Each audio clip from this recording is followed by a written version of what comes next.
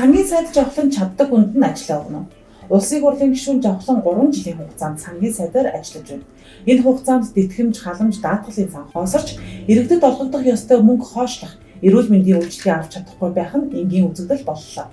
Оны сүүлийн саруудад төрөл бүрийн тэтгэмж, даатгалын сан хоосордог болсон нь нууц биш. Тэтгэмж, даатгалын сангууд хоосорсон хэдхэн факт дуртай. Нэгдүгээрт, яг жилийн өмнө 10 дугаар сарын 25-ны өдөр даатгалын сан хоосорсны улмаас эмчнэр цалингаа авч чадахгүй турч мэдээлэл хийж байлаа.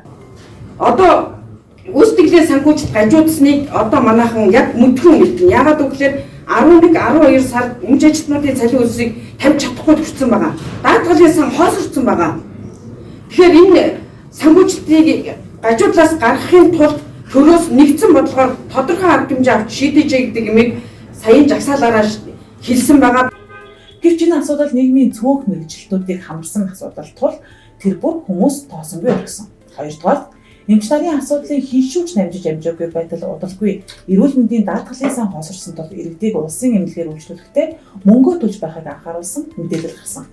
Үүнд иргэдийн дөрвөлцөл дээд зэгтээ хүрсэн. Тодорхойлбол өнгөрсөн жилийн 11 сарын 20-ны өдөр Монгол-Японы хамтарсан эмнэлэг болон нийслэлийн Баян Зүрх-Дөргийн эрүүл мэндийн төв, эрүүл мэндийн даатгалын сангаас эмнэлгүүдэд санхүүжүүлэхгүй гэсэн тул төлбөртэй үйлчилнэ гэх мэдээлэл гаргасан. Улмаар мэдээллийг тодруулахад эрүүл мэндийн даатгалын сан хоосорсон.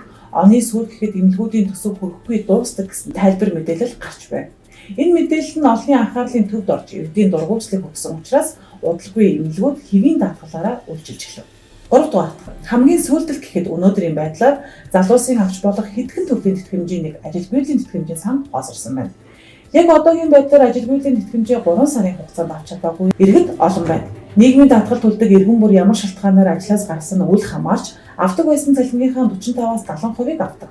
Гэвч иргэд авдаг цалин бүрээсээ 13.5%-ийг нийгмийн даатгал төлдөгч хэрэгцээтэй үедээ тэтгэмжээ авч чадахгүй байдалтай байгаа юм. Энэ тухай нийгмийн даатгалын ерхий газраас тодруулахад сангийн яамнаас санхүүжилт олохгүй байгаа тохиолдолд иргэдэд хүрэх халамж, тэтгэмж саатдаг. Мөн төрийн албыг цомхон болгох, үндэсний хорооны татан буугцантай холбоотой ажилгүйдлийн тэтгэмж авах нь төлөвлөсөн хуваараас тооцоолох боломжгүй өндөр болсноос болж ажилгүйдлийн даатгалын сан хоосорсон гэж хэлсэн юм. Энэ мэтчил нь 1 жилийн хугацаанд хэд хэдэн удаа төрөл бүрийн сангууд хоосорч иргэд хохиж байхад сангийн сайд жавхлан ямар ч хариуцлага хүлээсэнгүй. Улсын хурлын гишүүн Алтан Хуягч сангийн сайд жавхлангийн үед Монголын санхүү давбуурлаа гэж 10 дугаар сарын 1-ний өдөр байнгын хороодын хамтарсан хуралдааны үеэр хэлээд амжлаа.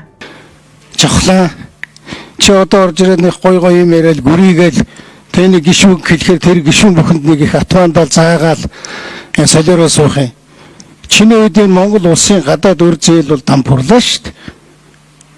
Чиний үед ер нь манай Монголын эдийн засаг байх юм байхгүй, санхүү бол дампуурлаа шүү дээ. Яагаад энэ ардын намын сайд нар ажлаа муу хийгээд бүх юм дуусаад байхад одоо энэ станцын хүртэл дэлбэрээд байхад сайд нар нь яагаад байгаад итг. Үнэхээр сангийн сайд жавхлангийн үед олон сан удаа хоосорч Монголын санхүү илгээрээ хэвтэж дампуурч байна. Гэсэн ч улсын төрөлжийг атгадаг сангийн сайд жавхлан ямар нэгэн хариуцлага хүлээж огцорсонгүй.